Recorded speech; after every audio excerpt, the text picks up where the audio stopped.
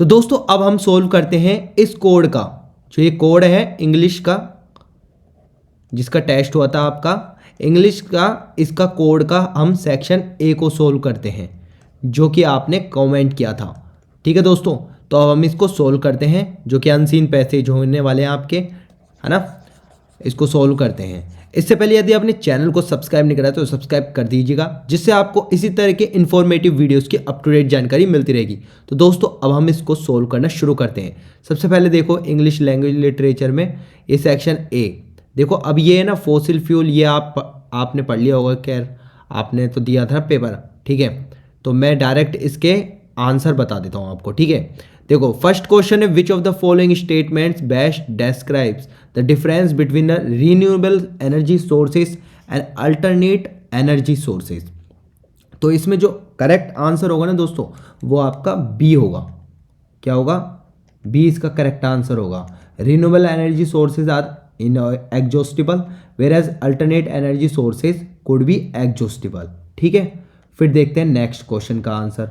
ठीक है, next question है what is the tone of the writer in the given lines from para 4, rationalise your response in about 40 words. ठीक है, आप इसमें लिख देना। अब जैसे ये चीज़ लिख दी, देखो यहाँ पर है ना, ये चीज़ हमने मतलब ये एग्जाम में लिख दी है। ठीक है, क्वेश्चन पेपर में, तो इसको पढ़ लेना।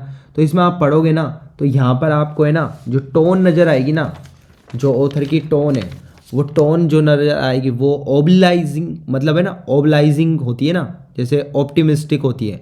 ऑप्टिमिस्टिक कर सकते हो यहाँ पर, ऑप्टिमिस्टिक। और ये किस में से देना है आपको पैरा 4 में से देना है। ठीक है, तो इसमें क्या हो जाएगा आपका ऑप्टिमिस्टिक। ठीक है, ऑप्टिमिस्टिक हो जाएगा, या फिर थैंकफुल भी लिख सकते हो आप, या फिर आप ओबलाइजिंग भी लिख सकते हो।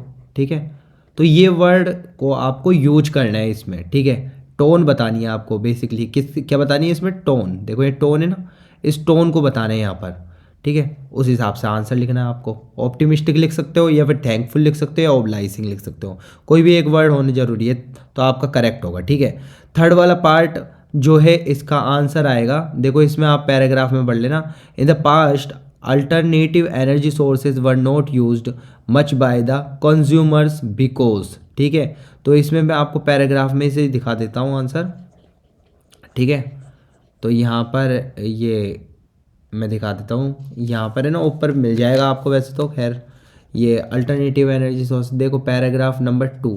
ठीक है, यहाँ पर आपको मिल जाएगा कि, रुको एक मिनट, यहाँ पर पैराग्राफ नंबर 4। ठीक है, यहाँ पर मिल जाएगा alternative source use too expensive. क्या होते हैं वो? एक्सपेंसिव होते हैं। ठीक है, तो यहाँ से लिख सकते हो इसके आंसर में। अब यहाँ से तो आप पढ़ लिया, अब यहाँ पर आपको लिखना होगा। ठीक है, तो ये कौन सा क्वेश्चन है? ये थर्ड वाला है। ठीक है, तो यहाँ पर आपको लिखना है because it was very expensive, it was very expensive.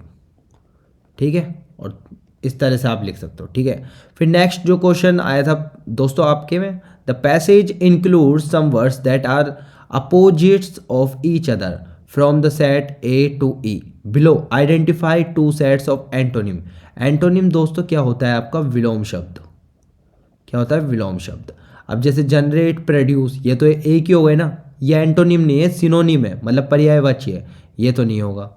फिर उसके बाद एग्जॉस्टिबल और इनएग्जॉस्टिबल, ये एक दूसरे के अपोजिट है, विलोम है, बी हो जाएगा। अब इसमें 2 सेट बताना है आपको, देखो यहाँ पे लिख रखा है ना, देखो यहाँ पर ए टू ई में आपको बताना है 2 सेट्स एंटोनिम्स के, तो एक तो हो गया। फिर सी वाला है सटल एंड वर्सेटाइल, ये वाला भी नहीं होगा क्योंकि ये एक ही है, पर्यायवाची, मतलब ये सिनोनिम्स है एक दूसरे के। ठीक है, पावर एनर्जी, ये भी सिनोनिम्स है, तो इसमें एक ई आ जाएगा। एक तो इसमें क्या हुआ आपका? एक तो बी है एग्जॉस्टिबल इन एग्जॉस्टिबल, और एक ई है सस्टेनेबल एंड एग्जॉस्टिबल। ओके, अब देखो नेक्स्ट क्वेश्चन आया था दोस्तों हमारे में, who is the leader of renewable energy pack and why. तो ये 5th है ना, तो 5th जो है who is leader of renewable energy pack and why, तो इसका देखो पैराग्राफ में ही आंसर आपको मिल जाएगा। ठीक है, ये मैं आपको बता देता हूँ कहाँ से मिलेगा आपको। देखो पैराग्राफ नंबर 5 में जाएंगे ना आप, 5 में देखो, 5 में मैं दिखा देता हूँ आपको, 1 मिनट, ये 5 दिखा देता हूँ आपको। देखो 5 वाला, ठीक है, यहाँ से आप इसका लिख सकते हो। देखो 5th वाला, यहाँ से आप ये लिख सकते हो, ठीक है। When it come to energy efficiency, the leader of renewable energy pack is wind energy. Behind wind comes geothermal energy, hydro power, nuclear energy, then solar power, ठीक है। यहाँ तक लिख सकते हो आप, सोलर पावर तक, ठीक है। तो ये आपका 5th का आंसर आ जाएगा। ओके, अब देखते हैं इसमें जो नेक्स्ट क्वेश्चन आया था दोस्तों हमारे में, वो देख लेते हैं। तो नेक्स्ट क्वेश्चन जो आया था दोस्तों हमारे में, ये आया था पैक, और वाई है ना, ये इसमें पूछा है। देखो 5th में, who is leader of renewable energy pack, वो तो लिख ही देना आप, और वाई का आंसर उसमें से थोड़ा सा और लिख देना, ठीक है। तो ये हो जाएगा। अब देखो जो नेक्स्ट क्वेश्चन आया था ना हमारे में, वो आया था इसमें 6th, based on reading of the passage examine in about 40 words the difference between geothermal electricity and hydro electricity, ठीक है। Geothermal electricity and hydro electricity. तो इसमें दोस्तों देखो, ये सब पैराग्राफ में मिल जाएगा आपको। पैराग्राफ में देखो ऊपर जाएंगे ना हम, छठा, देखो वहीं पर मिल जाएगा आपको 6th वाला भी, ठीक है। तो 6th वाला है ना, जियोथर्मल एनर्जी। देखो यहाँ पर ऊपर की तरफ देख लेते हैं, यहाँ पर तो देखो जियोथर्मल एनर्जी का यहीं पर होगा कहीं, ठीक है। यहाँ पर 1 मिनट, जियोथर्मल एनर्जी, ठीक है। देखो यहाँ पर हमने पढ़ा था ना कम्स, देखो यहाँ पर ये 4th में अभी अभी, ये देखो demand, expensive and efficiency, practical, ठीक है, दैट्स नो। ये देखो ढूंढना पड़ रहा है, 1 मिनट मिल जाएगा। देखो 5th में देखते हैं, देखो जियोथर्मल एनर्जी, देखो ये आ गया जियोथर्मल एनर्जी, ठीक है। अब यहाँ पे देखो geothermal electricity can be directly heat and cool buildings, generate from the energy of moving water, ठीक है। हाइड्रो इलेक्ट्रिसिटी, ठीक है। ये तो यहाँ से आप लिख सकते हो, इसका 6th का आंसर आप यहाँ से लिख सकते हो दोस्तों, है ना। ये आंसर आ जाएगा यहाँ से आपका, 6th का यहाँ से आ जाएगा, ठीक है। तो ये हो गया आपका 6th वाला भी, ठीक है। Difference between geothermal electricity and hydro electricity. तो देखो जियोथर्मल इलेक्ट्रिसिटी, देखो यहाँ से देख ही सकते हो आप, जियोथर्मल इलेक्ट्रिसिटी, ठीक है। और हाइड्रो इलेक्ट्रिसिटी ये रहा, हाइड्रो पावर, ठीक है। इन दोनों में डिफरेंस लिखना है ना, यहाँ से 6th है ना, 6th यहाँ पर, यहाँ यहीं मिल जाएगा 6th का आंसर का, 6th यहीं मिल जाएगा, ठीक है, यहीं मिल जाएगा, ठीक है, दोनों का अंतर। फिर देखते हैं नेक्स्ट जो आया था हमारा, नेक्स्ट क्वेश्चन 7th आया था, what is the message conveyed by the passage. तो कन्वे क्या करना चाहता है पैसेज में, वो क्या करना चाहता है, तो इसमें आपका there are plenty renewable energy sources that can be use to replace traditional energy sources. Replace करना चाहता है ट्रेडिशनल एनर्जी सोर्स को, उनकी रिप्लेस की जगह क्या करना है, रिन्यूएबल एनर्जी सोर्स है। सी इसका करेक्ट आ जाएगा। ओके, फिर देख next, state the whether the following statement true or false with reference to given at. Hydroelectricity as a renewable energy sources is use for residential as well as commercial purpose. तो ये line आपको paragraph में नहीं मिलेगी, तो यहाँ पर लिख लेना इसका फॉल्स, ठीक है, फॉल्स आ जाएगा। ओके दोस्तों, अब देखते हैं नेक्स्ट जो अनसीन पैसेज आया था आपका, वो हम देख लेते हैं दोस्तों। तो यह मैंगो वाला है, मैंगो, ठीक है, is Asia's most popular fruit and it has gained popularity around the world. It has long been a component of culture and religion as a useful and tasty fruit. तो देखो इस तरह से आप इसको पढ़ लेना, मैंने तो पढ़ लिया, इसके आंसर मैं आपको बता देता हूँ डायरेक्ट, ठीक है। तो ये आपने करा होगा आज के पेपर में, तो इसके आंसर मैं बताता हूँ। देखो फर्स्ट है, ठीक है, फर्स्ट वाला जो है आपका, complete the following analogy appropriately based on your understanding of para. We can say that the becoming the king of jungle, lion has to be strongest, bravest and the forest. Similarly mango is known as the king of fruit because, ठीक है, because इसमें क्या लिखेंगे आप, इसमें देखो first वाला है ना, देखो मैं दिखा देता हूँ आपको, फर्स्ट वाला पहला पैराग्राफ में जाएंगे आप, इसमें देखो यहाँ पे लिख रहा है, देखो बिकॉज, क्योंकि देखो यहाँ से देखो ये लाइनें लिख देंगे, ठीक है, यहाँ से देखो ये रहा, ये सारा यहाँ से आ जाएगा फर्स्ट में, ठीक है, ये यहाँ तक, ठीक है, ये फर्स्ट का आंसर है आपका, ठीक है, फर्स्ट का आंसर हो जाएगा।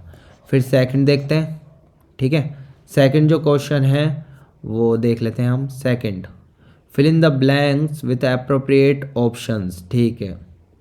The statement that India is the largest producer of mangoes with 45.88% of the total world production can be attributed to Indian और ये अलग लगा और कैजिस्ट is a an dash fact. ठीक है, ठीक है, फिर डिस्ट बिकॉज इट इज एन। ठीक है, तो ये क्या है आपका एट्रीब्यूट टू इंडियन और कैटरिस्ट इज एन फैक्ट है। ये क्या है?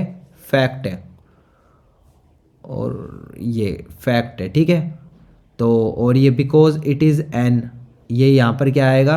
Objective detail. ठीक है, ऑब्जेक्टिव डिटेल, एक तो फैक्ट आ जाएगा और यहाँ पे क्या आ जाएगा? ऑब्जेक्टिव डिटेल, ये लिख देना है यहाँ पे। ठीक है, फिर नेक्स्ट है justify the following in about 40 words.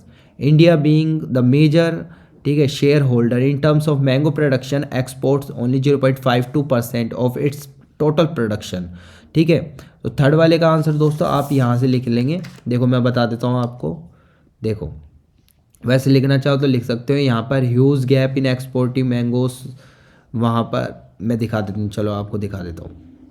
ये थर्ड का आंसर आपको पैराग्राफ में ऊपर सेकंड वाले में मिलेगा। ठीक है, तो सेकंड वाले में देखो यहाँ से आप लिख सकते हो थर्ड का आंसर। देखो ये है ना, ये it's total production indicating the huge gap in exporting of mangoes. ठीक है, ठीक है, यहाँ से थर्ड का आंसर आ जाएगा। ठीक है, थर्ड का आंसर ये जो आपका है ना, थर्ड का आंसर आ जाएगा ये। ठीक है, ये आपने नोट कर लिया हो। ठीक है, फिर उसके बाद बात करते हैं फोर्थ की। ठीक है, based on table which 3 countries were at par with each other in terms of mango import from India in 2019 and 20। तो देखो ये 3 कंट्रीज़ कौन कौन सी होगी इसमें आप बता सकते हो। देखो यहाँ पर होगी आपकी एक तो ये 9 वाली यूके वाली होगी। ठीक है, दूसरा आपकी यहाँ पर नेपाल होगी, और तीसरी आपकी होगी यूएई, यूनाइटेड अरब एमिरेट्स। ठीक है, ये तीनों नाम लिख देंगे आप। ठीक है, ये आ जाएगा आपका आंसर, फोर्थ का आंसर आ जाएगा। ठीक है, अब बात करते हैं नेक्स्ट। तो नेक्स्ट जो क्वेश्चन है दोस्तों जो आया था हमारे में, देखो फोर्थ हो गए। Fifth, the top mango importing countries is the USA, however India exports only 2% of its total exports to the USA. State any one inference that can be drawn from this. ठीक है, तो इसका answer जो fifth है ना दोस्तों, ये fifth का आंसर आप थर्ड पैराग्राफ में से निकालें, थर्ड। ठीक है, थर्ड में देखो यहाँ से आप लिख सकते हो, देखो इसका आंसर ये critical issue of export USA transfer cost. ठीक है, ये यूरोप ट्रांसपोर्टेशन। ठीक है, ये आ जाएगा आपका, ये आपका फिफ्थ में आ जाएगा। ओके दोस्तों, अब देखते हैं नेक्स्ट जो आया था वो देख लेते हैं।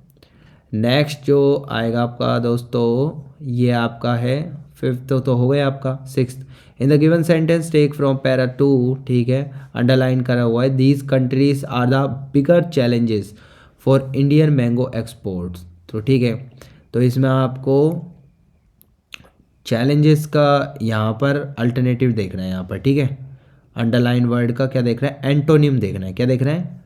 एंटोनिम। एंटोनिम मतलब इसका विलोम। ठीक है, अपोजिट। ठीक है, तो चैलेंजेस एनिग्मास तो होगा नहीं, क्यों? क्योंकि एनिग्मास क्या वर्ड होता है? मिस्टीरियस। एक तरह से क्या होता है? ये मिस्टीरियस वर्ड होता है।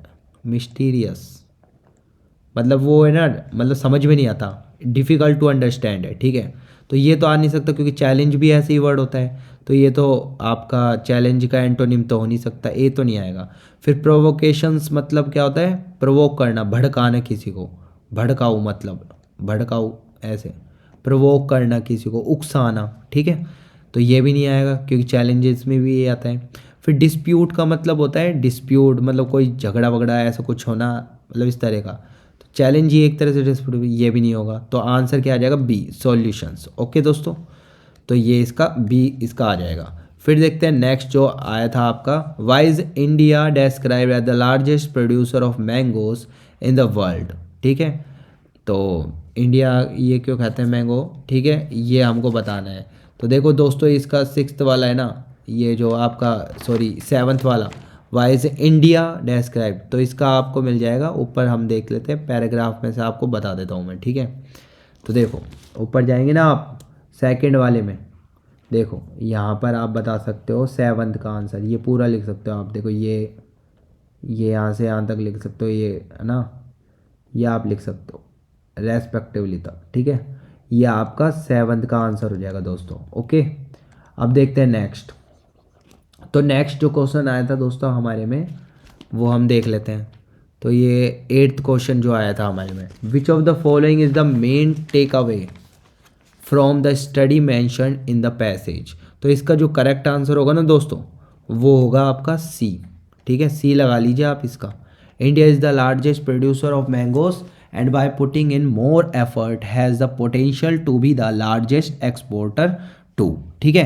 तो दोस्तों इसके साथ हमारा ये सेक्शन ए का इस कोड का, ठीक है, ये कोड आपका कौन सा है, 32223, सॉरी 2, ये लिख भी रखा है, देखो ये वाला कोड को हमने सोल्व कर दिया है, ठीक है। सेक्शन ए के अनसीन पैसेज दोनों, ठीक है। अब आपका अगर कोई और कोड पूछना है आपको तो कमेंट कर दीजिएगा, ठीक है, वो भी हम ला देंगे जल्दी से जल्दी, ठीक है। तो आपको आई होप ये वीडियो काफ़ी इन्फॉर्मेटिव लगा होगा। इसी तरह की इन्फॉर्मेटिव वीडियोस की अप टू डेट जानकारी पाने के लिए आज ही चैनल को सब्सक्राइब कीजिएगा और बेल आइकन को बटन को दबाना ना भूलिएगा। दोस्तों हम फिर से मिलेंगे, बाय बाय। लेकिन इससे पहले देखो मैं आपको बता देता हूँ, अगर आपको साइंस का सैम्पल पेपर चाहिए तो इसका भी कमेंट कर दीजिएगा। साइंस का मैं आपको बेस्ट सैम्पल पेपर ला के दूंगा, ठीक है। तो इसी के साथ दोस्तों हम मिलते हैं फिर दोबारा से, बाय बाय।